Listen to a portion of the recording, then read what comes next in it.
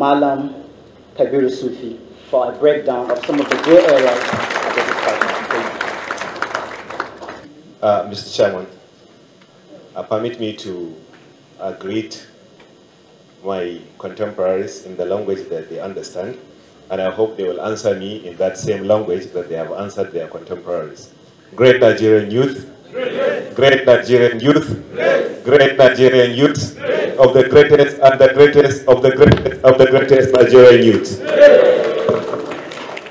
You see, I want to say, I want to affirm, I want to confirm, I want to reaffirm to you that the gathering we are having here today for me is like a reunion. A reunion of my teachers, my colleagues, my friends, my students, and my everything. The chairman of the occasion today is one of those that made me what I am. And let me give you a brief story before I discuss the paper. In 1991, I saw on a national daily an advert for a Nigerian National Merit Award, for nomination into the Nigerian National Merit Award. And the first person that came to my mind at that time was the national president of ASU, then Dr. Tahiru Jega. For the ASU strikes and what it had achieved in the 1990s, I approached him and said, sir, there is this advert for Nigerian National Merit Award and I feel I should nominate you. And with all modesty, he said no. And I said, why, sir? He said, because there are more deserving academics for the award. And he said, why don't you nominate people like Professor Claude Aki? I had not read much about Claude Aki at that time. But I said, let me go and find out more about Claude Aki. I started with reading social science as imperialism. I read the political economy of Africa. I read democracy and political development. I read the marginalization of Africa. I went on and on and on and on. And since then, I have never looked back. I read about almost everybody. And anytime I want to nominate anybody for anything, I will think deeper and I will try to look whether there are more deserving people. As a result of that thinking imposed on my mind by Professor Tahiru Jega. Thank you very much, sir. Late Professor Claude Aki later died in 1996 in a plane crash along with my fellow comrade, Malam Bube Bello of the Research Department of Central Bank of Nigeria. May his soul rest in peace. Now, the representative of the ENA, my friend, my classmate, Dr. Kano, Alhaji Mohammed Aliyu, I once again wish to recognize you. Alhaji Dasuki Imam was with me in the progressive network, which we call ProNet, and Professor here was also with me very recently at a roundtable. I mean, when I look around, it's just like a reunion, and I thank each and every one of you for coming, and I hope we will take a lot from this lecture. I have been writing notes, and I saw the prof and almost everybody are making notes from the paper, and I don't even know where to start. The chairman, of course, told us that the topic is timely, and of course, it is also appropriate. The role of Nigerian youth in the quest for political and economic transformation, which he, the presenter, referred to 60 million youth. What next? Or what for? Yes, because there are two questions there. Have we really harnessed these 60 million youth? And I think it's an African thing. Of all the examples that he gave us were from mostly Latin America, Argentina, Brazil.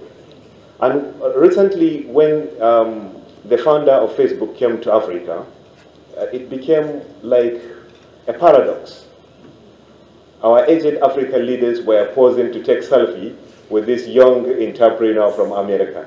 And nobody is thinking of building young entrepreneurs in Africa. It was the greatest paradox that we can ever have. So I think that all those questions you raised were more of African things, because most of the examples, 70 to 80%, Argentina to Brazil, were mostly from Latin America. So I think it's a wake-up call for African youth. The Prof said that interesting things are happening, and he said that those interesting things included letters from wherever. And he said he doesn't know what the interesting thing will be today. I think the interesting thing today is that we are reviewing the role of youth in political and economic governance in Nigeria here. This is the interesting thing for me today. I don't know whether something else will come later in the day. He talked about the absence of world view, and that is what brought about narrow view. And I think that is the reality of the situation. I was with one elder statesman one time when politicians from his village came to him protesting that that same youth wing that Prof said any party that has youth wing or women wing, do not go for that party.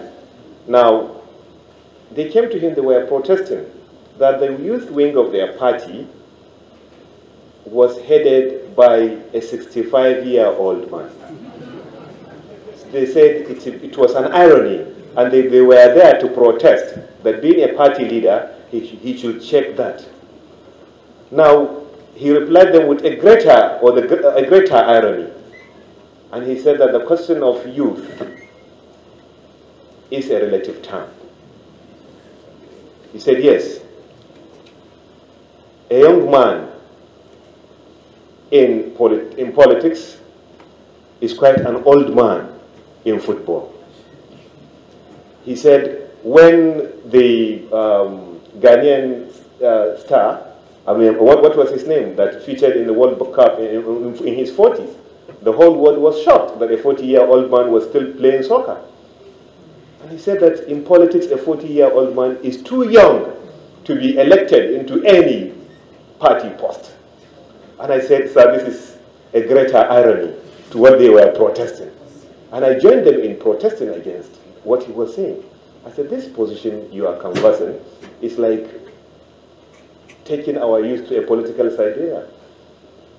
The youth should be the backbone of politics, as emphasized by the professor here. The youth should be the backbone of anything meaningful for the society. Any meaningful development cannot be achieved without the active participation of the youth. Then there was an irony from the presentation. I think our future, or the future of the Nigerian youth, has been mortgaged. Because, like Prof has said, the founding director of the FBI said that blessed are the youth, for they will inherit the national debt. And we are all inheriting over 20 trillion naira debt. So our future has been mortgaged. He raised so many questions, so many poses. A country that 66% of its national revenue is going for debt servicing. I mean, a country that whose population is growing faster than its GDP, a country that will soon be 400 million people, and this is not a country that is expanding. There is no room for expansion. I don't know. Professor Jega once told us about food crisis. I can't even imagine whether there will be food crisis.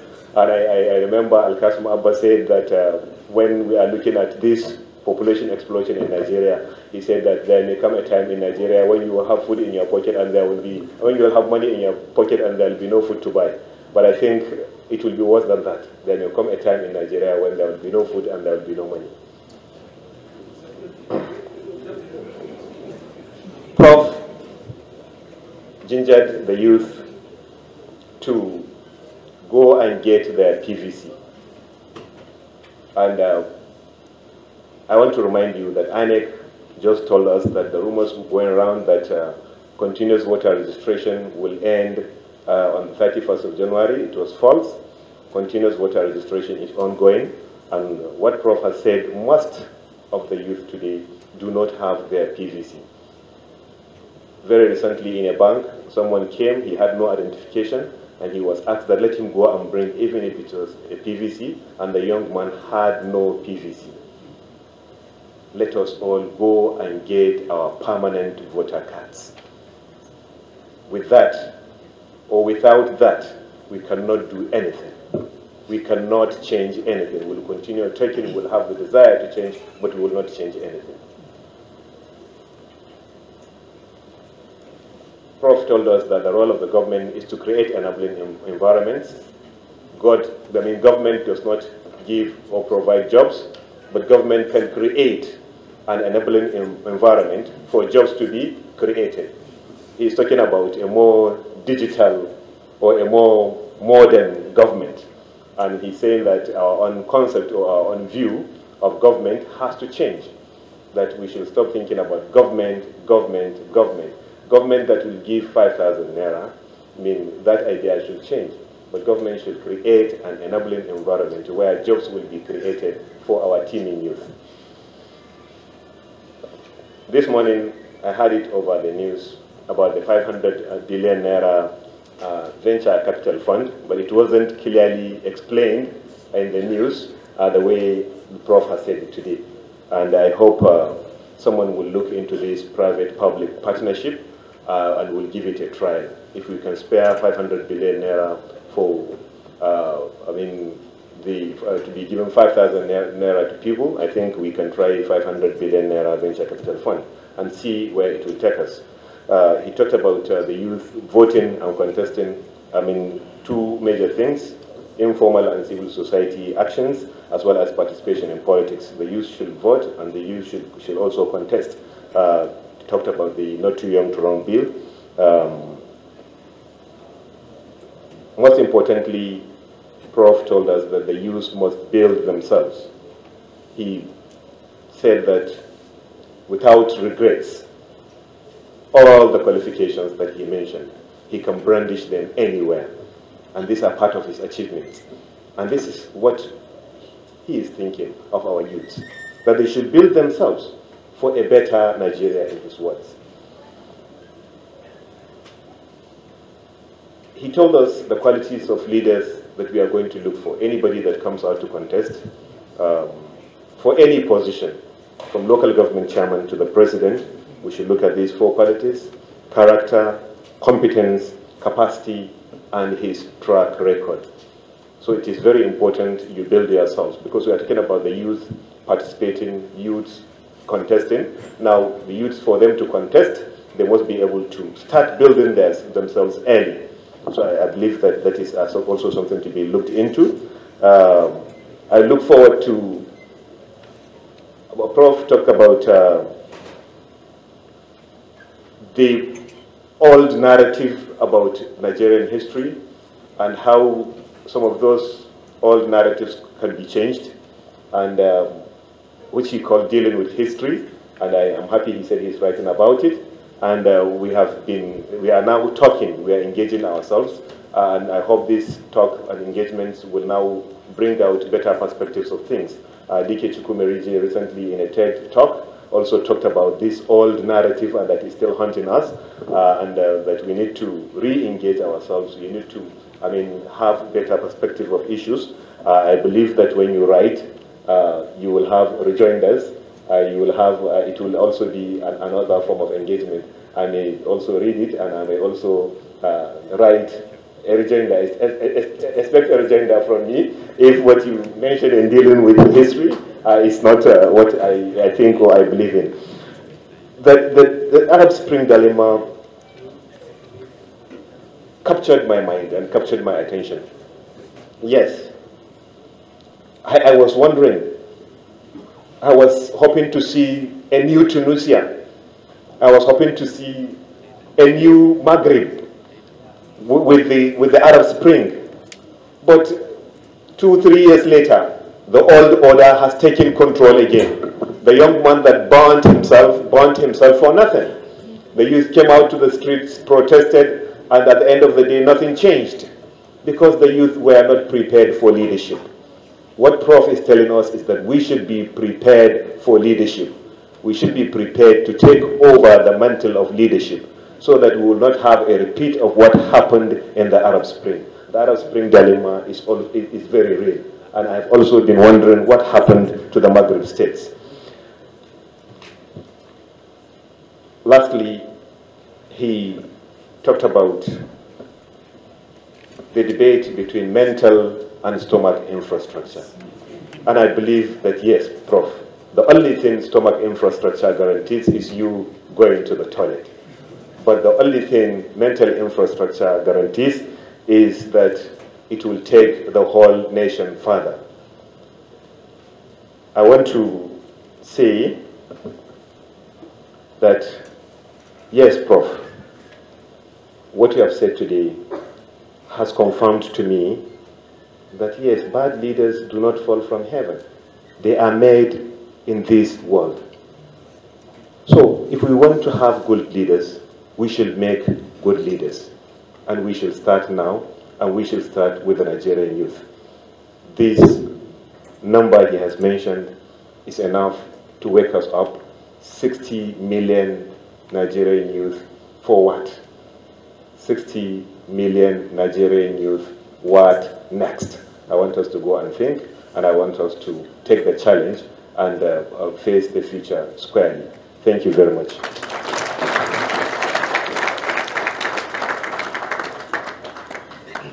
That was Dr. Sufi Said. Can we put our hands together once again for him? I have spoken. I wanted to say the introduction you gave of Mohammed Kabir Abdullah was not adequate. The young man you are seeing today is a lecturer in the Department of Private Law, Ahmadu Bello University, Zaria, and one of the youngest lawyers to contest and win case in the Nigerian Supreme Court, Barrister Mohammed Kabir Abdullah. I'm happy to be seated next to you.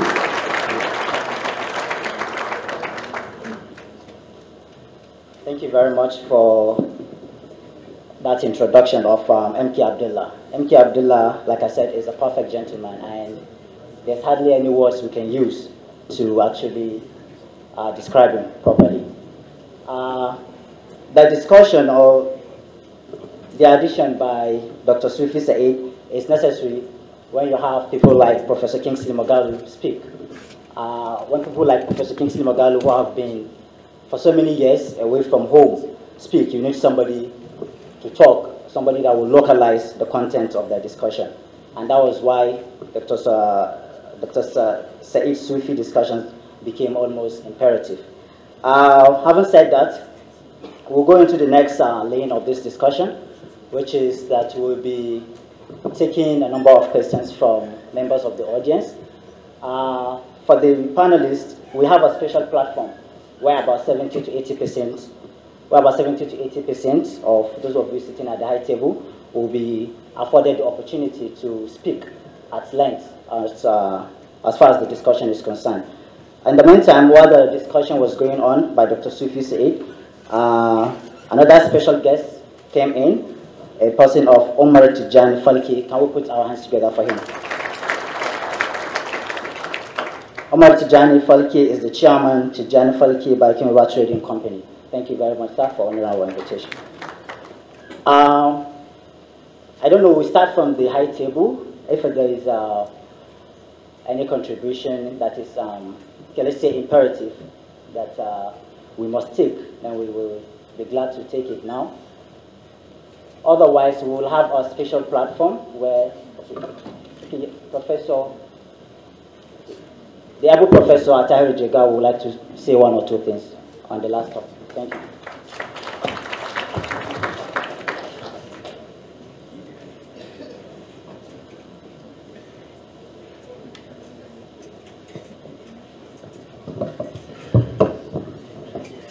Our distinguished guest speaker, the representative from the Emir of Kano, Dokajin Kano, other distinguished guests, ladies and gentlemen.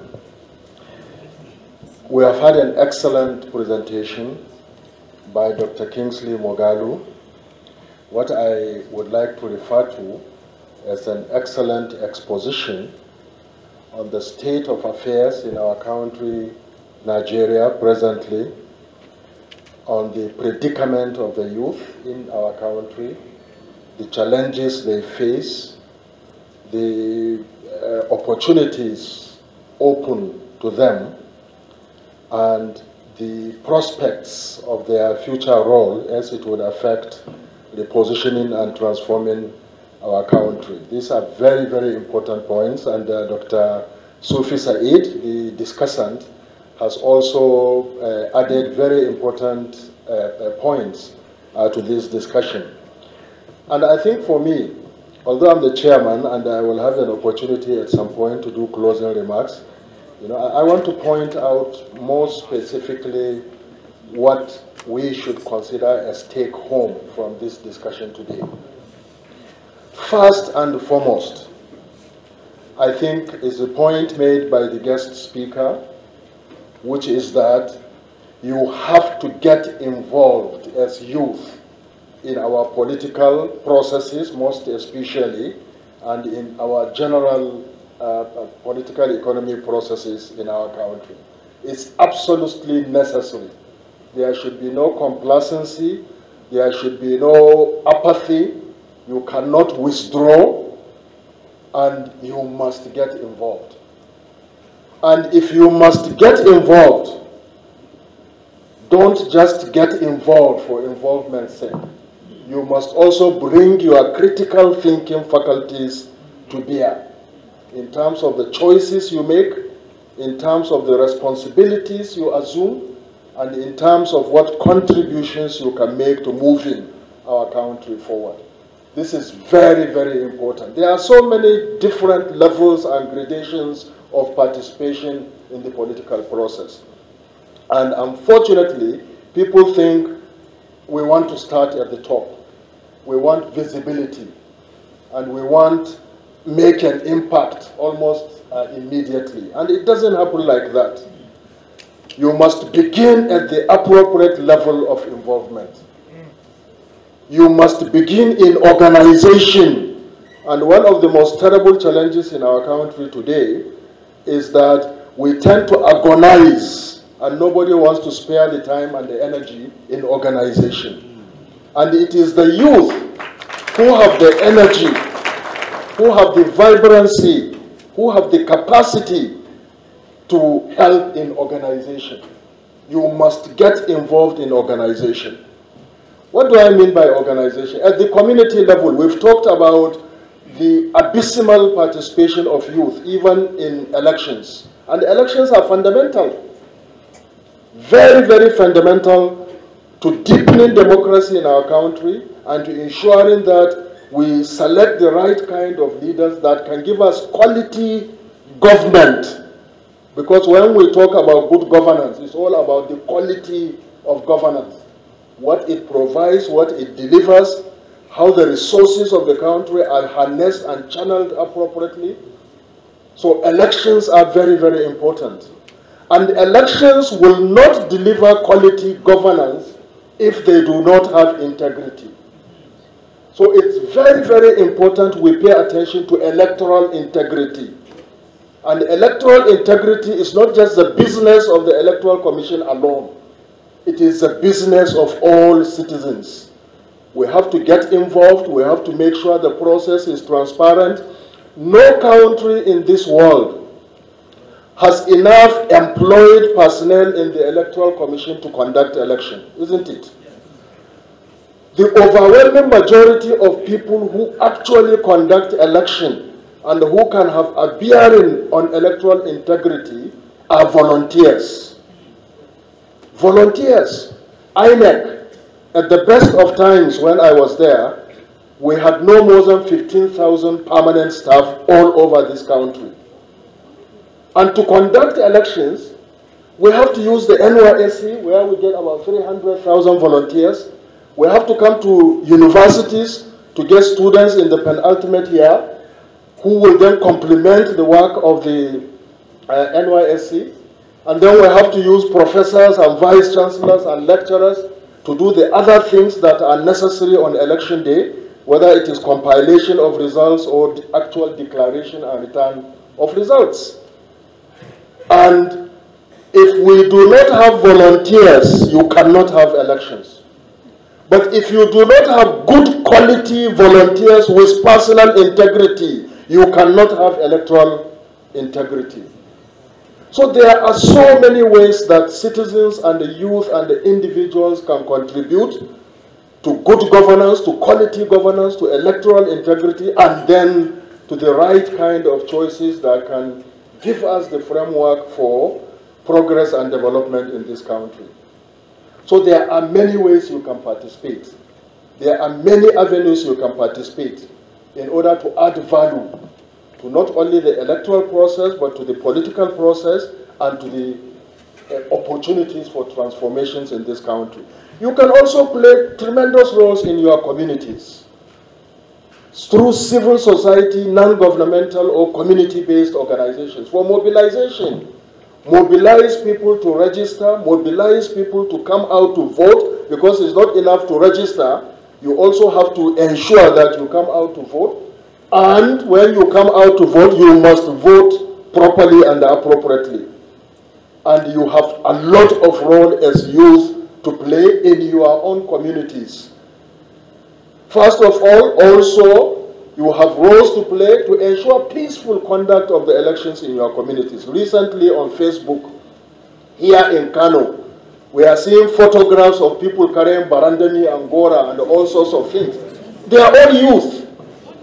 They are all mobilized from the communities. They are all given little money, if not drugs, in order to play this kind of role that politicians want them to play.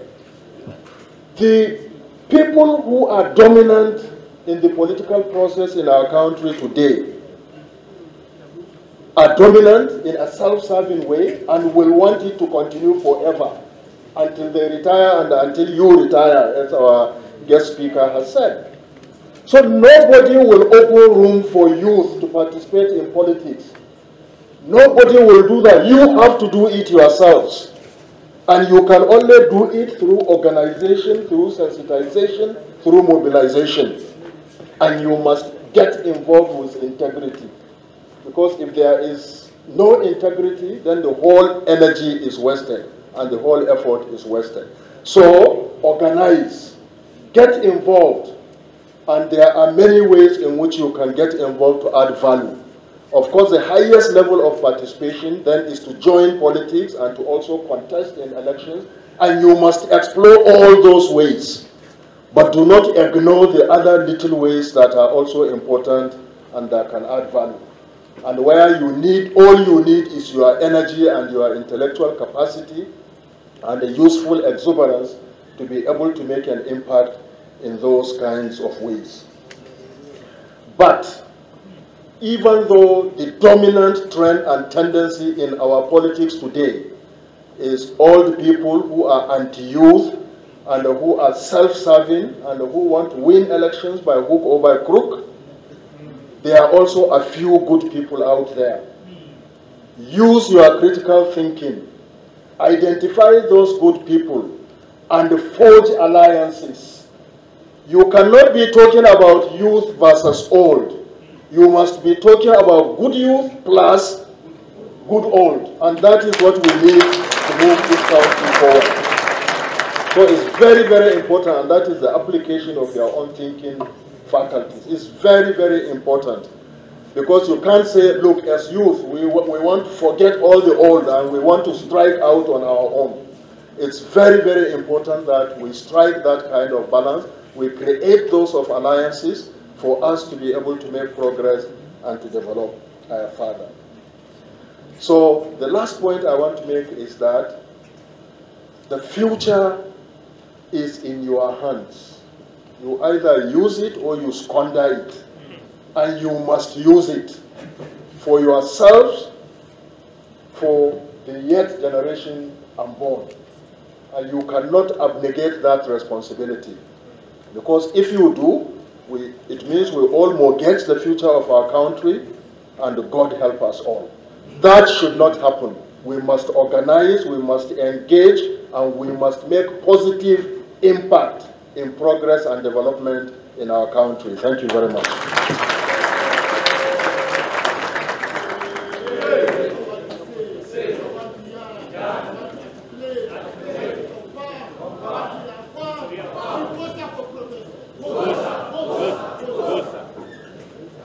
Thank you very much. That was Professor Atahiru Jiga.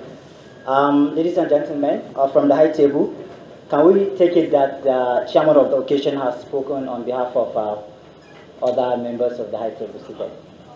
That's a person of, that's the emir of Kano, ably represented by Dokajin Kano. Please, a rapturous round of applause for him.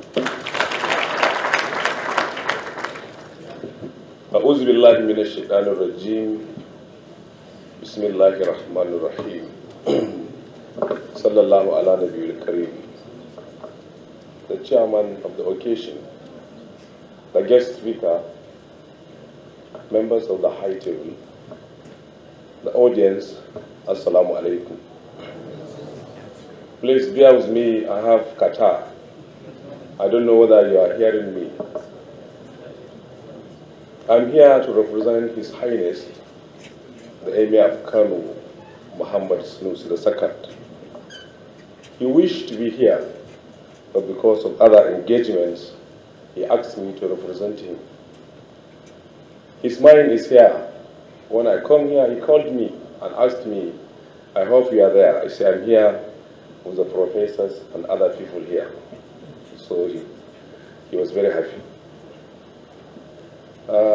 Looking by the Nigerian Constitution, a youth is anybody who is 18 to 35 years of age. From the previous speakers, we were made to understand the youth compose a very substantial percentage of the Nigerian population. His Highness always want the youth to look back to their home values, what they were taught when they were young, the values, the beliefs, the characters that we were taught when we were young. Everybody knows that is the best of the time, and the parents were the best of the teachers in teaching us how to live, how to respect, how to worship our Lord. His Highness is always wondering whether the youth are ready to take the mantle of the leadership of the country. Because, as the saying goes, the youth are the leaders of tomorrow. And there is no doubt you are going to be the leaders of tomorrow.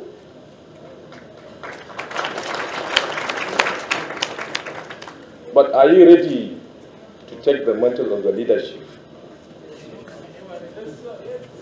Because somebody brought a census to His Highness last time about drug addiction. 95% of the drug addict in Kano are youth.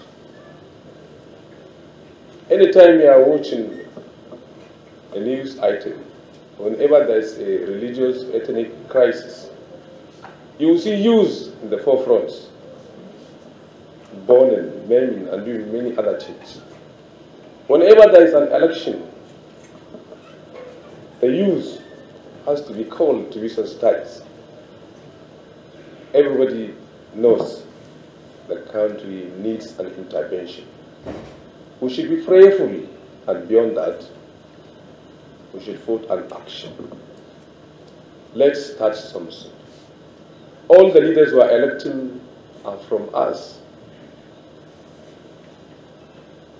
If we are careful and decide who to elect by looking at his characters, as Professor Moghalu said, his track record, his confidence, his capacity, and his character, I'm sure we will get where we want to go.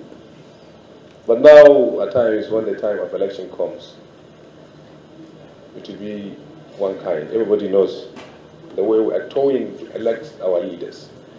So we should have a sync so that we have good leaders. Remain blessed. Thank you. Assalamu alaikum. want to stand on the existing protocol, but I must pay my tribute to the high table people.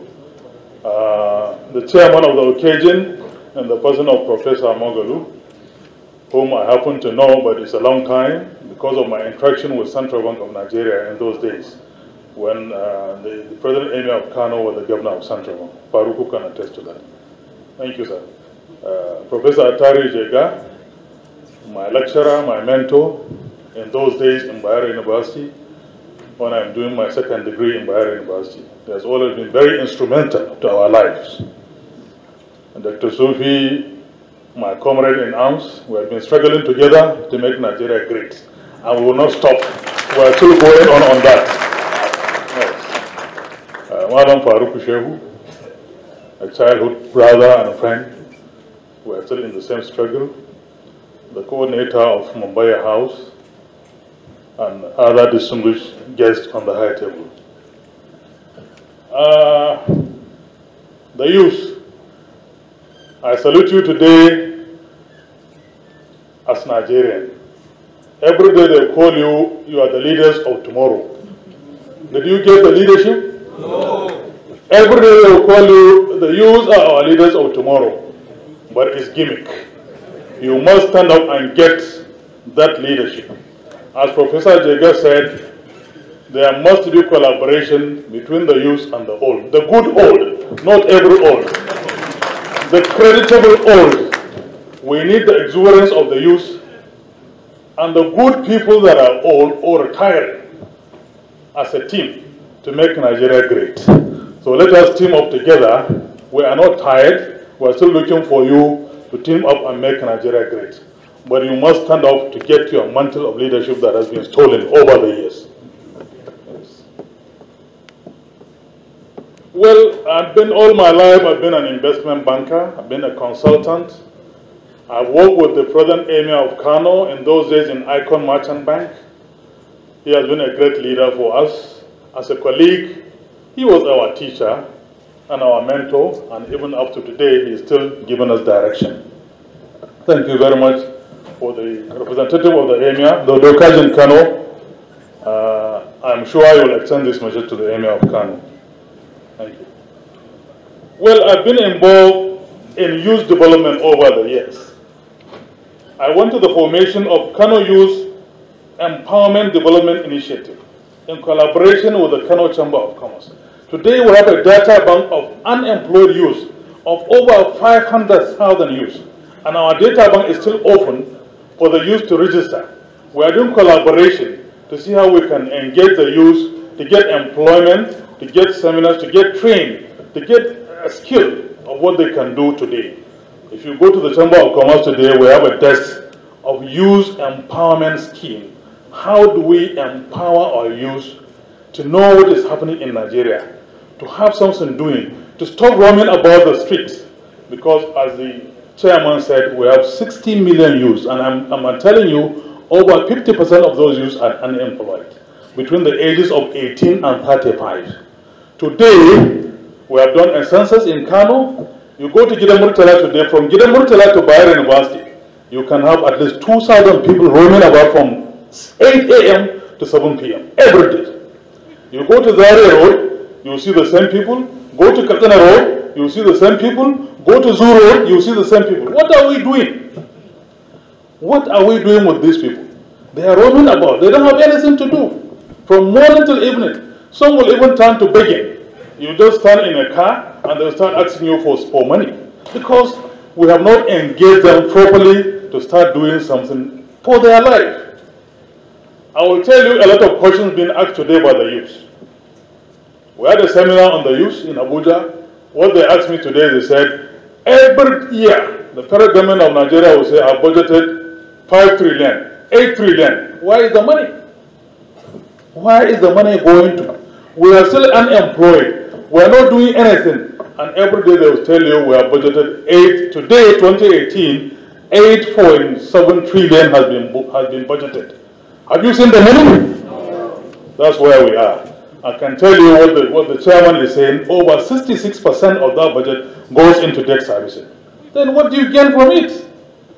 There are so many initiatives from either Central Bank, from Bank of Industry, from Bank of Agriculture. I can go on and on that. I can even give you some list that I was looking at over the years. If you look at what is coming up from Central Bank today will tell you we have a real sector support fund of 300 billion. It has been thrown into the system. Where is the money? As the chairman is saying, you need people with knowledge to implement this money. People will start saying, okay, this money is going for infrastructure. But what do you do with infrastructure and you don't have something to do? We need people, the technocrats must be knowledgeable to apply this money. I can go on and on. We have micro, small, medium enterprise. We have 220 billion. We have agricultural credit guarantee scheme. We have 200 billion.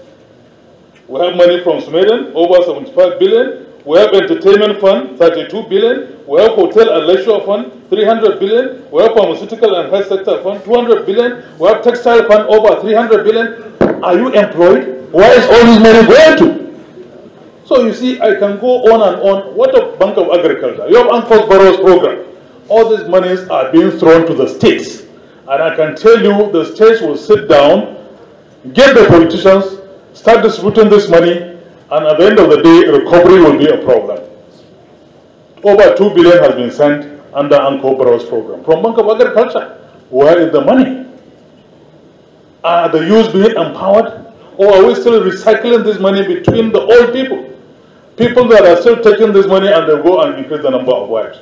So honestly, this sin is still with us and it's still eating on us. And we sit down and look at what is happening in this country. Money is being rolled out every blessed day from Nigeria. But the youth are still impoverished. The people are still poor. The infrastructures are still not there. Every day we talk of this and we do seminars, we do symposiums, we send things to the economic management team, we send things to the government, but nothing is happening. So I'm telling you, the only solution, as Professor Atairu Jega said, is you must start making formations. You must start making associations. You must start educating yourself. You must be forming fresher groups that will graduate into political parties, that will enhance the movement from how we can drag away the old team that are not creditable and bring in the younger generations to rule this country. And I hope this thing, we are taking a lesson from it from today. We must stand the way other countries are doing. Go to Europe now. There is nobody that is 60 years. Go to France. So many countries, the youth are taking over because they have good generational ideas. Things that can move a country. Not the old idea that somebody will sit, wait for budget. He cannot initiate anything by himself. He's just waiting for budget subvention. Today, if federal government stop giving about 20 states money, they will be in problem. So many states were given money. Up till today, they are not even paying salaries. Because they are not engaging the youth to be protected. They're just sitting there waiting for subvention, waiting for money to come from the federation account. And when this money comes, they will sit down and start talking of contracts. At the end of the day, even salary is not being paid. I can go on and on this. So many packages have come out from the federal government. Paris Club refunds have been given to the states. BAT money has been shared. Subvention money has been shared. Excess food account has been shared. Up to today, there is a state that has not paid salaries for 6 months. So what are we talking? Where is the money? So let us rise up to our own expectation. Let us start struggling now, make formations, make pressure groups, so that we take from the old brigade that are not worthy of leadership. Thank you very much.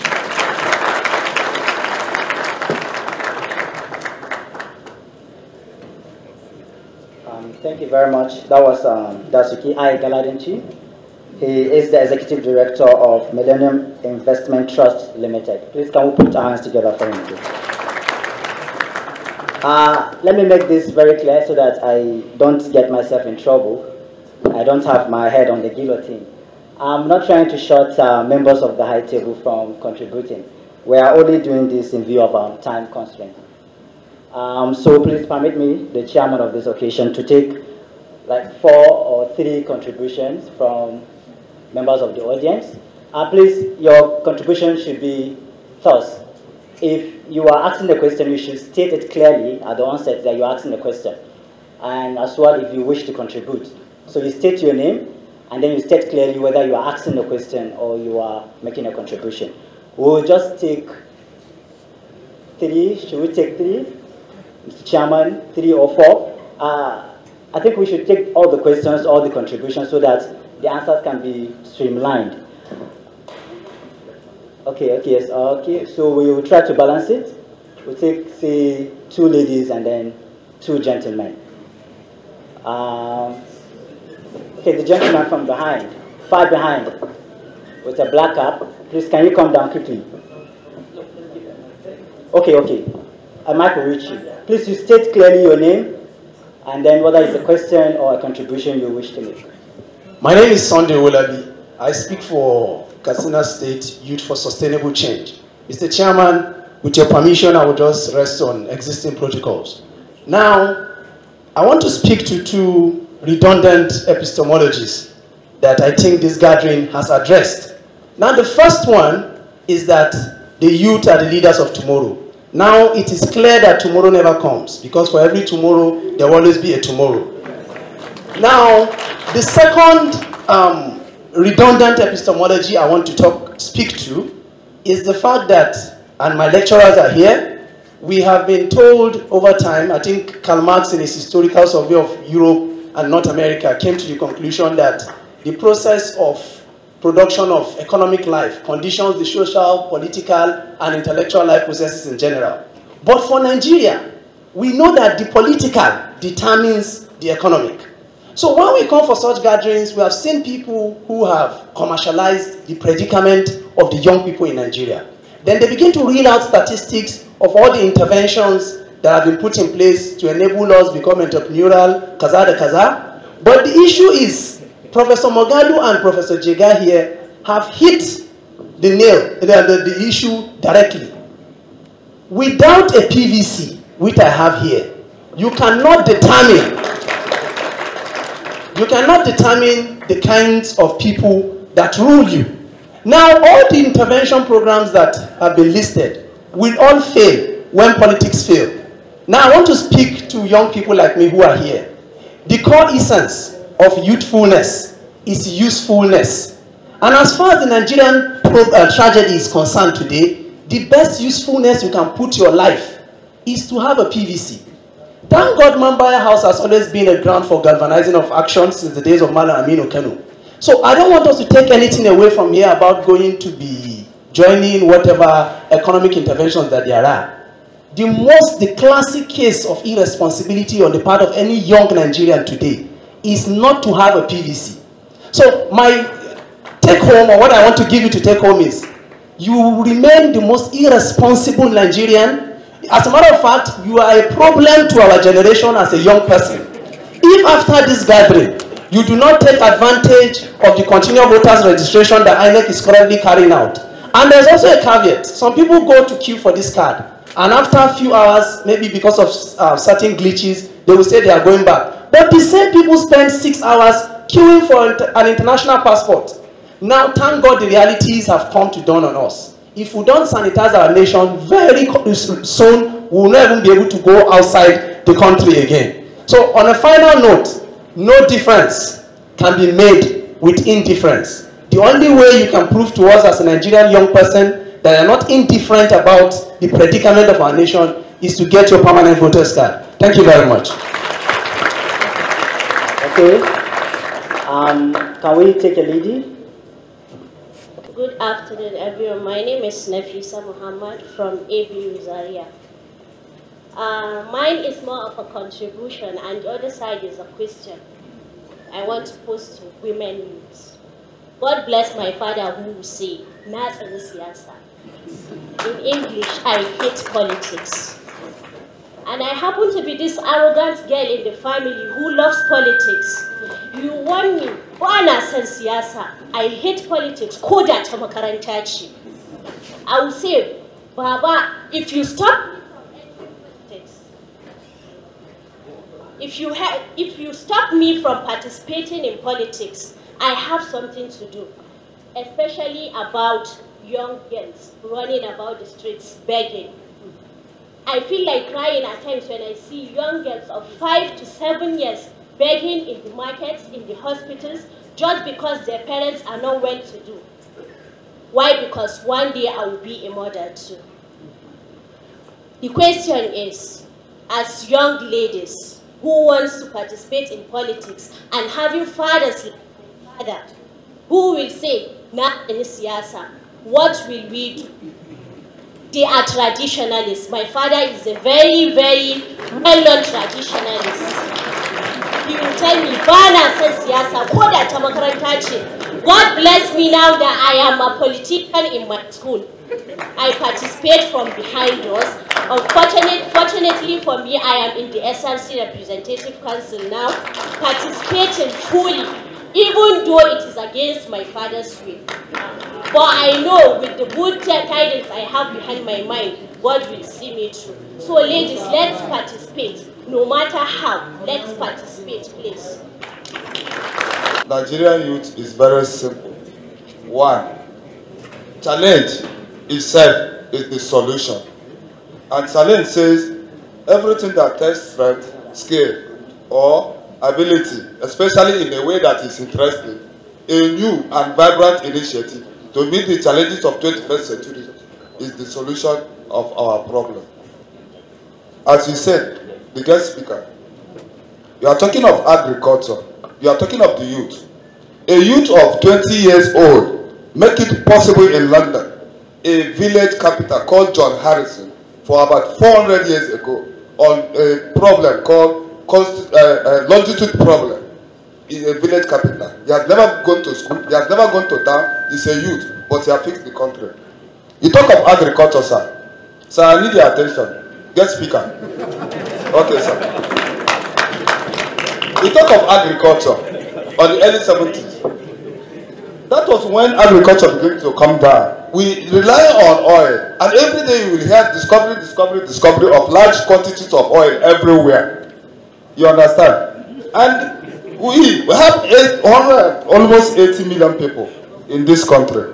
And the agriculture, the abandoned agriculture for fuel. You can imagine the southeast, where we come from.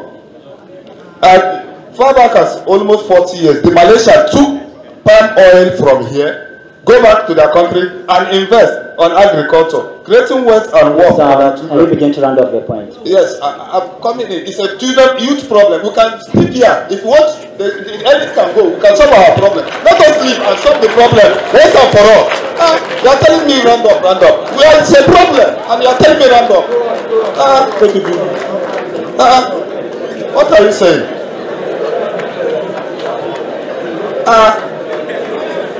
We are here to solve children problem, youth of the problem of the youth. You are telling me round up. The Malaysians in the year 2012, by the year 2012, the Malaysians earned more than 15 billion sterling, pound sterling, 15 billion pound sterling. They earned annually because they exported it to the United States, the European Union, China, and India. About 24 trillion metric tons of palm oil in 2012 alone. Malaysians, they took it from Southeast, from a program called Palm to Palm of old Anambra State. And in this same 2012, the entire non-oil export in Nigeria stood at $2.97 billion. Food and allied products, non-oil export, total. Please help summarize your issues, please. The program will be stalled. Please. We are so sorry. We apologize for this. Thank you very much. But the solution, finally, sir. Yes. We need a commission, a national health and fiscal commission. That is the only solution that will solve these children. The education, the health sector will go on its way. The Mr. President will drop a minister. He will never run the Ministry of Health with a minister, so that it will be pure professionalism. And the other side of the tree, he will drop Minister of Sports. It will become an youth affairs. We will work on that. You will see the secret. It will address $11 billion. And all this child abuse, it will not be there. We will handle it in our subsequent discussions. And apart from that, apart from the $11 billion that is going to attract. Thank you. The problem of drug abuse, it will settle it. It's a workable solution. As Elami says, critical thinking. It's the critical access that we need. It's there. I will prove it outside this discussion. I will prove it for you. Yes, it will solve our problem. Good afternoon, everyone. My name is Halira Amanat from Ahmad Bello University. I just have a little contribution to the discussion of today. Well, we the youths, we have been advised to participate and bring ourselves out in society to show that okay, we do exist. But my concern is the females. Yes, in Nigeria, the South, the West, the women are more active in things in relation to this. But when you come to the North, we are very conservative in nature. And it's quite hard for the women to actually come out and participate in things like this. So I really hope that something is done about this so the women can actually stop being scared of participating in things like this and come out and show that they exist. Thank you. Thank you very much. Assalamu alaikum wa rahmatullah. My name is Halima Salis Lawan from GGSS Orai Baba. I have a question. My question is that why are the other affairs in the government think that the youth have not reached age to lead the country? That's my question. Thank you. Okay, ladies and gentlemen, this is where we close this discussion. Please understand that we're doing this simply in view of time constraints. We can't take every question. It's logical, it's understandable. Please, we're very sorry. I will invite Professor Kingsley Moghalu to address some of the questions that have been raised. Thank you.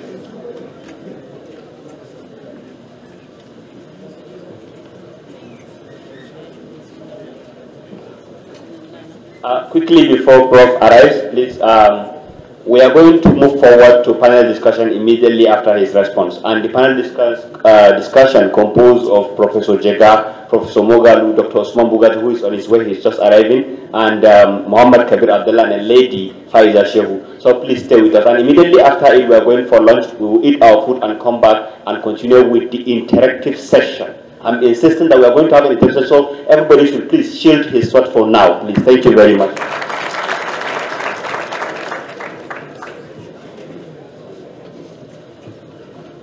Well, thank you.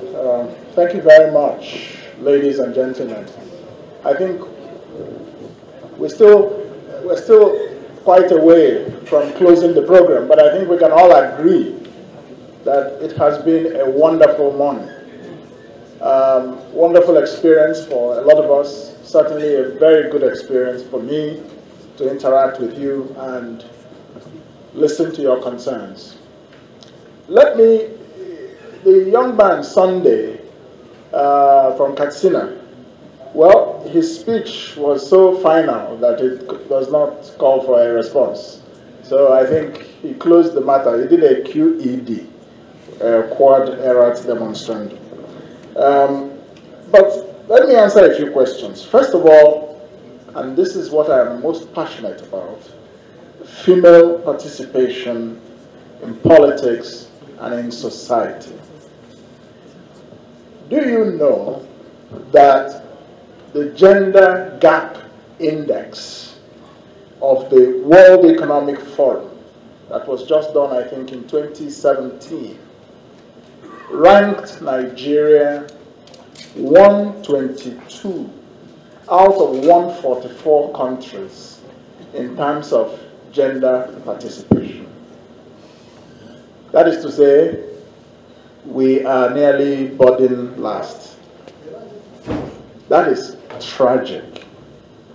It is tragic because any society where women are suppressed, where women are discriminated against, where women are the subject of gender bias, can never achieve its full potential.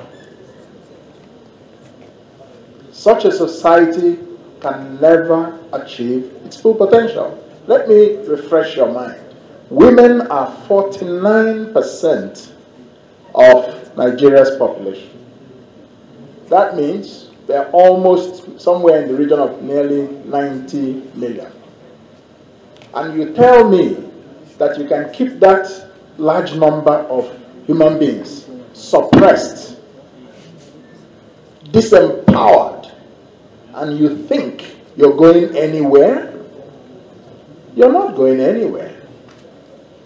Go and look at the societies that are doing well. First of all, gender discrimination is a global problem. Let's understand that. But then it becomes a matter of degree in each country, how bad it is. In Africa, for example, you have Rwanda, which is one of the highest in the world in terms of female. About nearly 60% of the Rwandan parliament is made up of women. In Nigeria, only about 6% of our National Assembly is women. So, I think, and especially here in the North, it's a problem nationwide, but it's also a big problem here in the North.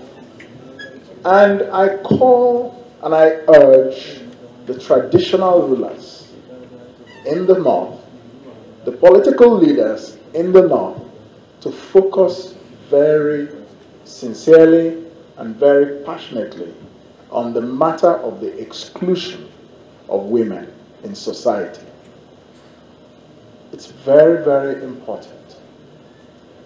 The women have a right to vote, just like, let me be very clear. Men and women are different. God is not a fool. There's a reason he made them different. But it does not mean that any one of the other is inferior. There's a difference between difference and being inferior. It can be different, but we should all have equality of opportunity. That's what we're saying. That women should have the same opportunities as men. In political leadership, in many of the countries in Asia, some of which are Islamic countries, they are led by women.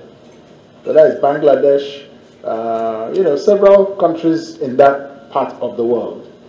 So the point I'm trying to make is that, and when you look at the economy, for example, microfinance, let me just give an example of microfinance. The reason that microfinance has not worked as well as it should have in this country is because we started off with the wrong model of microfinance. In Asia, where they started microfinance, it was actually done for women primarily. A lot of women engage in small-scale business in our African culture.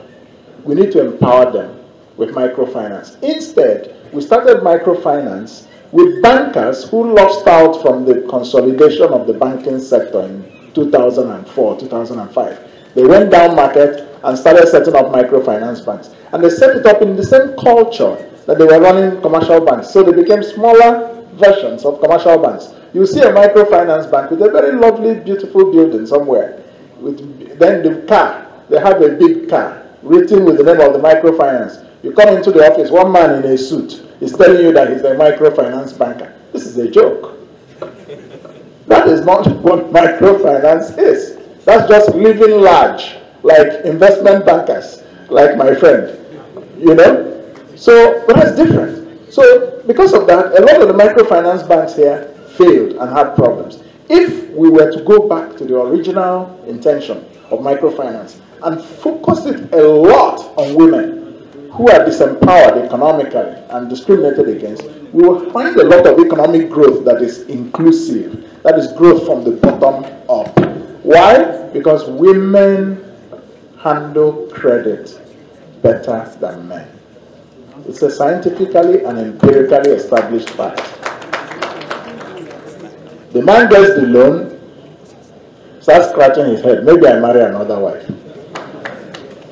The woman gets the loan, she applies it conscientiously. So, it is unfortunate that the Gender Equality Bill was defeated in the National Assembly. And I think it must be on the agenda of the next leadership of Nigeria from 2019 that the Gender Equality Bill must return and it must be passed. we shouldn't shut out one half of our population. So we should support our female, members of our female population who want to be involved in politics, who want to be involved in the professions, who want to be involved in business. We need to move into the 21st century. It's not a matter of religion. When you go to Dubai, my vision is that the northern part of this country should become like Dubai. Dubai is also Islamic. And there are many other countries that have that culture. Saudi Arabia, which has been a very conservative society, you notice now they're opening up. Women are now driving. They were not driving before. You know, so change is coming. I'm not an expert on Islamic theology, so I will not go into that. Let's leave it for the experts. But I think that no religion requires that women be oppressed. The last time I checked, Queen Amina of Zaria was not a man.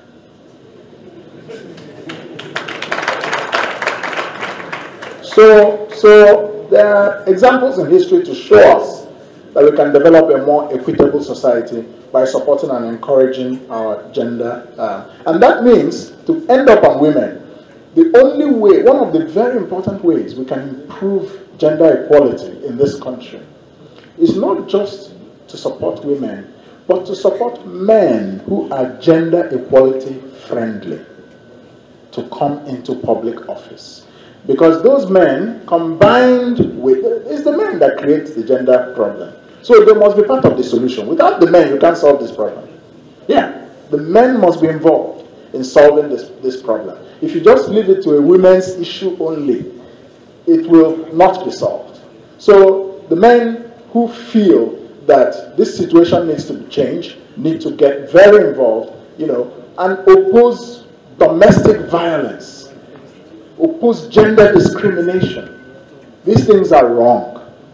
These things are just very, very wrong. So it's part of the new leadership generation we are trying to build up in Nigeria. And if you leave the bad old, not the good old, as Professor Jega said, I love that distinction, the good old and the bad old. If you leave the bad old in charge, we will never move forward on gender issues. Because that is part of the problem of the bad old. They are corrupt, they are selfish, they are gender discriminatory, and so on. So we need the good old, the youth, and the women working together to build a coalition to create a new type of leadership in Nigeria that is fairer to every aspect of our population. So I think that's very important. Yeah. Now, there was a professor that spoke a lot on oil, agriculture, Malaysian development, and so on. Yeah. That was a lecture. And I think it was also very illuminating. You're right in many of the things you say, and I thank you for making those comments. The problem we have, I said it during the lecture, the Nigerian economy will never rise unless and until you have knowledgeable and competent technocrats in political power in Nigeria. For as long as the current political class continues to be dominant, you cannot have economic transformation because that is not their priority, number one. Number two, their priority is to be in power for themselves and in the name of their ethnic group and in the name of their religion. But the overall members of those ethnic groups and religion are not benefiting nothing from them. Nothing. His quality of life is poor. So, until you have a group that comes into power, that is really passionate about Nigeria as a country, and about all the 180 million of us, regardless of tribe or tongue, and that has the knowledge base to address practical economic questions, we will not make progress. The reason Malaysia is a case study, when I was deputy governor of the central bank, the governor, Sanusi, and I were really very enamored of Malaysia. We established a lot of relationships with the Bank Negara, Malaysia, the central bank, and the governor of Bank Negara, who became like a mentor to now Emir Sanusi and myself and my colleagues was a woman. Was a woman. Brilliant woman. She was governor for a long time. So Malaysia has figured out the path to economic transformation. And that path is this. You must move away from dependence on natural resources, including subsistence agriculture. We must move in agriculture into agro-processing. We must move into using scientifically high-yield seeds to produce more over less areas of land. We must move more into innovation so that we can deal with desertification. That is a problem in the north and creating problems including herdsmen. There are so many of these things that are interconnected, but you need the intellectual bandwidth. You need the mental infrastructure to address it. So you should be looking for your next set of leaders at people who understand how to address these problems so that we can make progress. To the young lady, who's secondary school lady, in speaking about women's rights and their role in the North and in Nigeria, of course, I spoke to the two ladies who raised the question. The young lady who raised, why do elders think the youth are not old enough? No, it's not that we think that, the elders think. I'm not yet an elder, so I will not count myself. But it's not that it's not that the elders think that the youth are not old enough. I think it's a question of whether the youth are prepared enough. So it's not about age, I think. I think it's about preparation. And I think myself and Professor Jega addressed these issues about how the youth should engage in politics. Vote massively. And as you're voting, get engaged in the various aspects, the spectrum of democratic engagement. Professor Jega lined them out, including youth volunteer participation in elections, structural office holding, and so on and so forth. So this is the way to go. So it's really about preparation. It's not so much about age. In the years before independence, a lot of our leaders were very young. Yeah, that's partly because of capacity in the system, but those young people who were in their 20s, and Nahoro, who moved the Declaration of Independence, and so on, in their 20s and early 30s, they developed themselves very quickly and acquired a lot of experience. And this is what we want for our youth today. Get engaged, get involved, develop yourself, and assert yourself. Leadership will not be handed over to you. You have to claim it, and it will come. Thank you.